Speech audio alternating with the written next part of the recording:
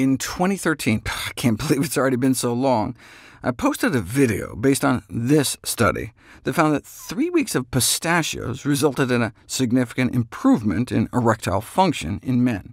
It's always nice to see a whole food intervention have clinical effects, and I was curious to revisit the topic to see what's been published since.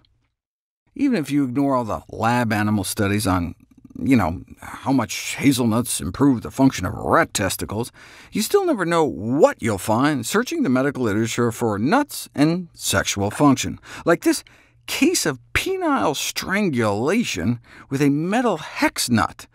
I guess nuts can sometimes make things worse, if you can't remove them.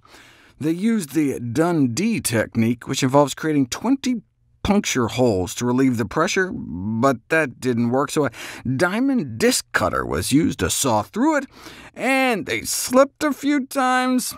All's well that ends well. Well, that got me curious.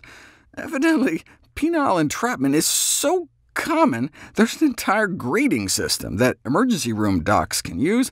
If a drill is not available, these surgeons advise a hammer and chisel may be used. A drill? Oh, a dental drill. I like how they brag about the precisely cut edges. Looks pretty jagged to me. To preserve the penis from a fatal outcome, that's a strange way to put it, urologists should be aware of all the available armamentarium. And if you don't know how to operate the saw, you can always call in your local blacksmith. Yeah, but how are you going to remove a barbell or steel sledgehammer head? A heavy-duty air grinder provided by the fire department, requiring 6 hours of cutting, with the patient protected from the sparks with fire coats, whatever it takes, hacksaw, cement eater, or the silk winding method. But anyway, back to the task at hand. Consumption of at least 1 serving of vegetables a day and more than 2 servings of nuts a week was associated with more than a 50% decrease in the probability of erectile dysfunction in a snapshot-in-time cross-sectional study, but such observational studies can't prove cause and effect. It's like finding that men who eat more healthfully have better swimmers. Maybe men who eat nuts are just health nuts, and the improvement is due to some other factor, like exercise. What we need is an interventional trial, and here we go. The effect of nut consumption on semen quality and functionality, a randomized controlled trial, a standard American diet with or without a handful of walnuts and a half-handful of each almonds and hazelnuts.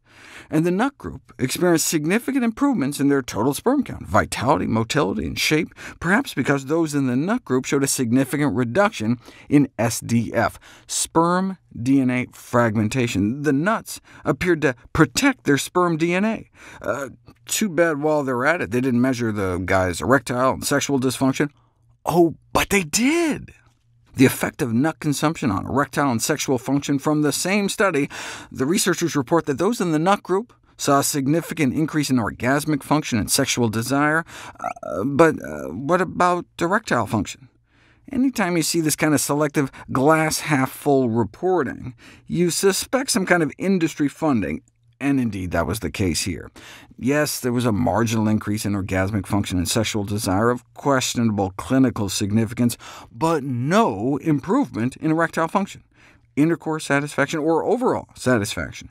And with so many comparisons, even the so-called significant findings may not even be statistically significant. But why did the pistachios I talked about back in 2013 work, while these other nuts didn't?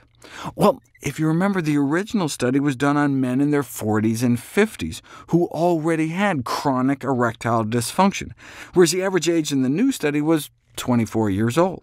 So they may have started out with near maximum circulation, not leaving much room for the nuts.